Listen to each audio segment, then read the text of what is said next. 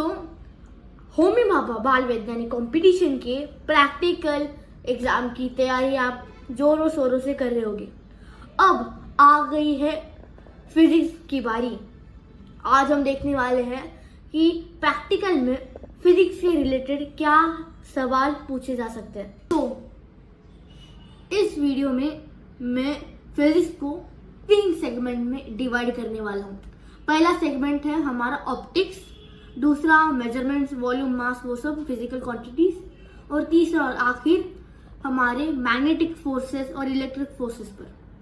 तो पहले हम शुरुआत करते हैं हमारे मेजरमेंट के साथ। पहली बात, फिजिकल क्वांटिटीज को मेजर किस डिवाइस से किया जाता है, उसको जानने से पहले हमें समझना पड़ेगा कितने प्रकार की फिजिकल क्वांटिटीज होती है। बेसिक में देखें, temperature, mass, density, volume, length, basically distance, बाद में हो गया हमारा यूनिट मास। तो ये सब बेसिक क्वांटिटीज हैं। इनमें से आपको मेनली पूछी जाएगी टेम्परेचर, डेंसिटी, मास, वॉल्यूम और साइज। ये बेसिक 4-5 आप देख लीजिए। उन पर कुछ इक्विपमेंट मैं आज आपको दिखाने वाला हूँ, उनमें भी समझ लीजिए आप। पहले तो मास की बारी। मास क्या होता है आपको पता है? मास मतलब amount of matter in a substance, मतलब एक चीज में कितना मैटर है।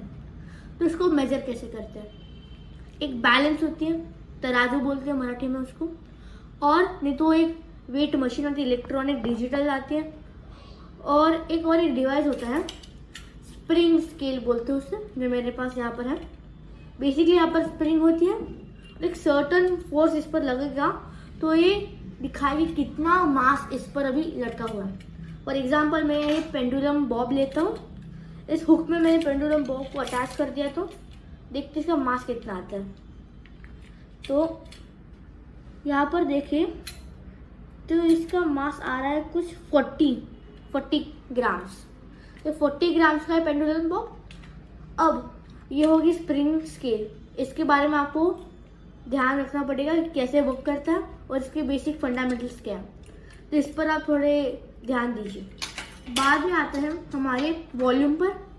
वॉल्यूम के लिए 2 इक्विपमेंट हम दिखा सकते हैं मैं आपको। एक होता है मेजरिंग सिलेंडर और एक होता है मेजरिंग बीकर। तो ये दोनों इक्विपमेंट्स प्रेसिजन के हिसाब से ये कम प्रेसाइज है और ज़्यादा प्रेसाइज है। पर इसमें ज़्यादा बड़े ऑब्जेक्ट हम मेजर कर सकते हैं, इसमें छोटे ऑब्जेक्ट मेजर कर सकते हैं। तो यहाँ पर मार्किंग्स है, स्केल है यहाँ पर इसकी। हाँ, जब आप मेजरिंग डिवाइस यूज करते हो उसकी स्केल पर ध्यान दीजिए। एक लाइन का मतलब क्या है, एक बड़ी लाइन का मतलब क्या है। फॉर एग्जाम्पल यहाँ पर छोटे छोटे बहुत सारी लाइन है, बाद में मीडियम साइज की लाइन, एक बड़ी साइज की लाइन है। 3 प्रकार की लाइन है यहाँ पर। एक लाइन का मतलब क्या है, हम देखिए यहाँ पर 10 लिखा है, तो ये 10 यूनिट होगा। तो यहाँ पर देख सकते हैं ये बराबर मिडल में बीच वाली है, तो ये 5 होगी। और स्टार्टिंग में काउंट है 1 2 3 4, तो यहाँ पर 4 है। मतलब एक छोटी लाइन मतलब 1 यूनिट, मीडियम साइज की लाइन होगी 5 के मल्टीपल, और बड़ी वाली होगी 10 के मल्टीपल। ऐसे आप स्केल निकाल सकते हो। और यहाँ पर बीकर का भी है, आप देख सकते हो, तो कैलकुलेट करके बीकर का भी। यहाँ पर 2 प्रकार की लाइन, एक छोटी वाली एक बड़ी वाली। यहाँ पर 25 लिखा है, तो काउंट करते हैं 1 2 3 4। तो यहाँ पर हम देख सकते हैं कि ये 5 के मल्टीपल में होगा। यहाँ पर लिखा है 100 मिलीमीटर्स, तो इसकी स्केल होगी 5 की। तो स्केल निकालना, स्मॉलेस्ट यूनिट से स्केल निकालना आपको सीखना पड़ेगा। बाद में कन्वर्जन करना आना चाहिए आपको। फॉर एग्जाम्पल हमारे पास है लेंथ, फॉर एग्जाम्पल ये टेप ले लीजिए। इस साइड पर हमने देखे तो इस पर इंच है, इस साइड पर इंचेस, दूसरी साइड पर सेंटीमीटर्स। तो inches, centimetres, feet, distance conversion आपको आने चाहिए। किलोग्राम, बाद में ग्राम में कन्वर्ट करना, मास कन्वर्जन।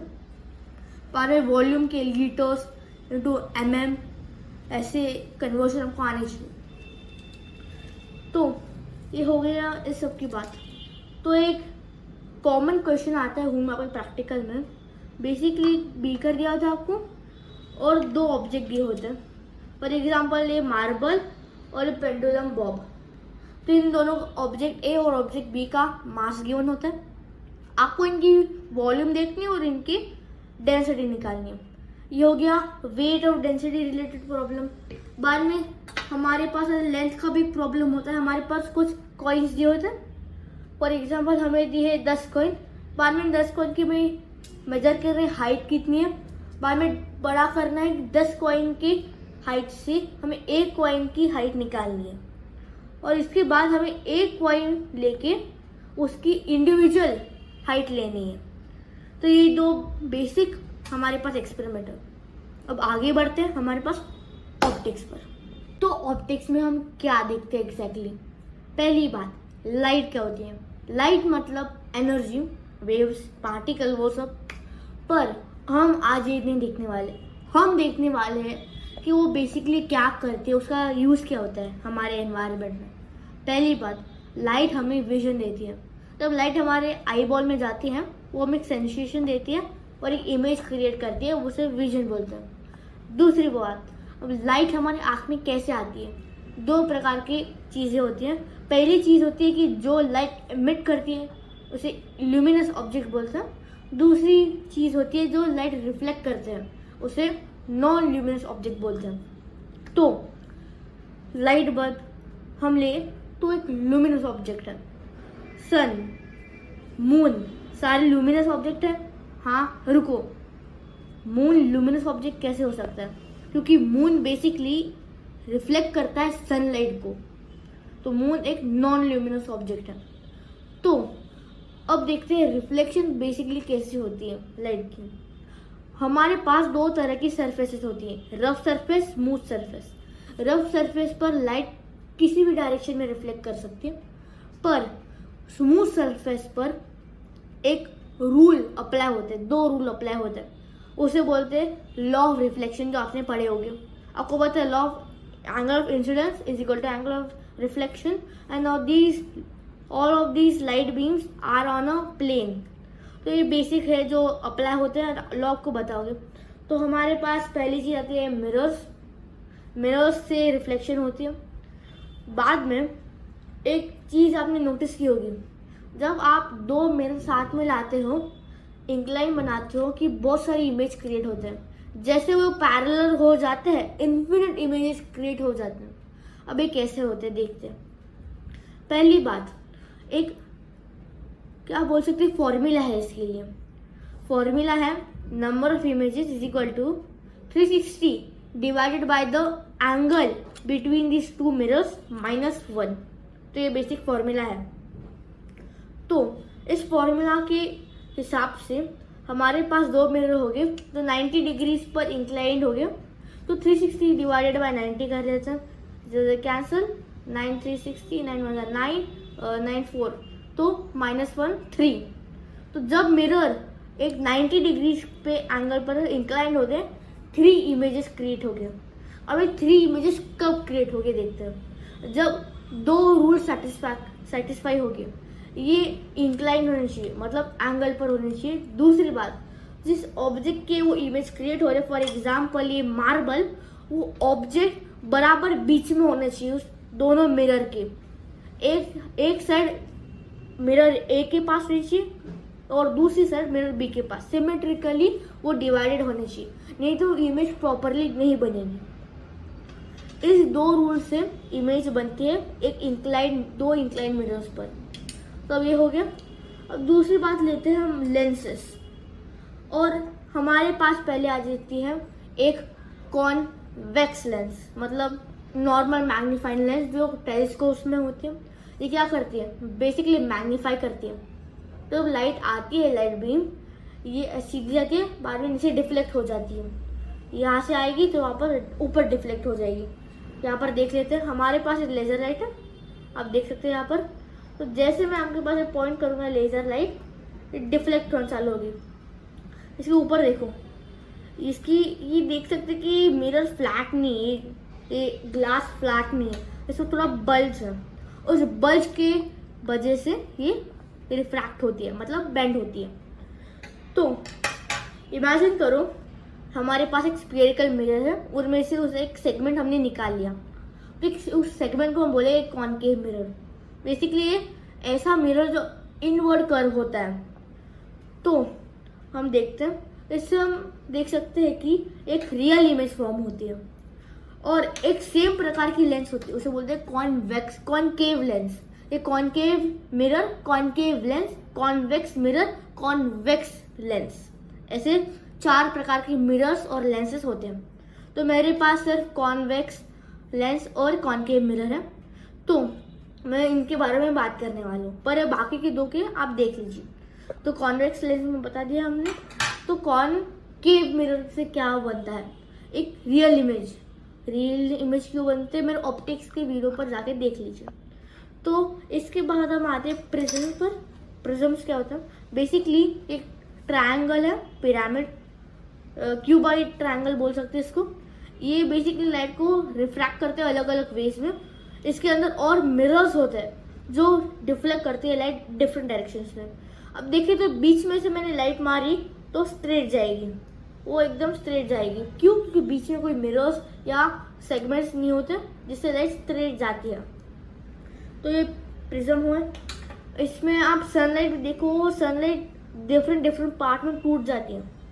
तो अब ऑप्टिक्स पर बेसिक सवाल क्या आ सकते हैं, आपको देख सकते हैं कि एक लेजर पॉइंट है, एक मिरर है, और आपको बताना है फॉर एग्जांपल ये लेजर है, आपने 30 डिग्री के एंगल पर मारी तो उस रिफ्लेक्टेड रे की और नॉर्मल की एंगल कितना होगा, आपको पता है 30 होगा, वो बेसिक लॉ लगा सकते हैं। बाद में हम प्रिज्म देख सकते हैं, आपको बोल सकते हैं सनलाइट में रखो और क्या आपको ऑब्जर्व होता है वो लिखो। बाद में कॉनकेव मिरर देखिए और देखिए इसमें कौन से प्रकार की इमेजेस फॉर्म होती है, इसकी कैरेक्टरिस्टिक क्या है। वैसे भी लेंसेज का भी वैसे सेम होगा। तो ये है ऑप्टिक्स का कमाल। तो और देखते हैं मैग्नेटिज्म और इलेक्ट्रिसिटी पर। हमारे पास एक मैग्नेट है, मैग्नेट के कैरेक्टरिस्टिक क्या होते हैं, पोल्स होते हैं मैग्नेट पर, पोल्स एकदम स्ट्रॉन्ग एरिया होते हैं मैग्नेट के, और जब हम मैग्नेट फ्रीली सस्पेंड करते हैं तो वो नॉर्थ और साउथ पोल से अलाइन हो जाते हैं। तो ये बेसिक कैरेक्टरिस्टिक आप देख लीजिए मैग्नेट्स के। बाद में हमारे पास और एक प्रकार का मैग्नेट है इलेक्ट्रोमैग्नेट। इलेक्ट्रिसिटी और मैग्नेटिज्म का मिक्सचर होता है इलेक्ट्रोमैग्नेट। 2 लॉ है आपके पास। पहला लॉ है कि जब हम एक वायर से, कंडक्टर से इलेक्ट्रिसिटी पास करते हैं एक मैग्नेटिक फील्ड जनरेट होती है, और दूसरा लॉ है कि जब हम मैग्नेटिक फील्ड एक कंडक्टर के पास मूव करते हैं एक इलेक्ट्रिक वोल्टेज क्रिएट होता है उस कंडक्टर में, बेसिकली इलेक्ट्रिसिटी क्रिएट होती है। तो इससे पहले लॉ से बनता है एक इलेक्ट्रोमैग्नेट जो ऑटोमेटिक मैग्नेट होता है, हम उसे ऑफ और ऑन कर सकते हैं, और दूसरी लॉ से बनता है एक जनरेटर जिससे हम इलेक्ट्रिसिटी प्रोड्यूस कर सकते हैं। तो ये बेसिक मैग्नेटिज्म है। बाद में हम देख सकते हैं कि मटेरियल मतलब मैग्नेटिक है क्या नहीं है। बाद में एक टेस्ट होते हैं मैग्नेटिज्म के लिए। तो फॉर एग्जांपल आपके पास एक मटेरियल है और मटेरियल क्या है, वो अट्रैक्ट करता है मैग्नेट को।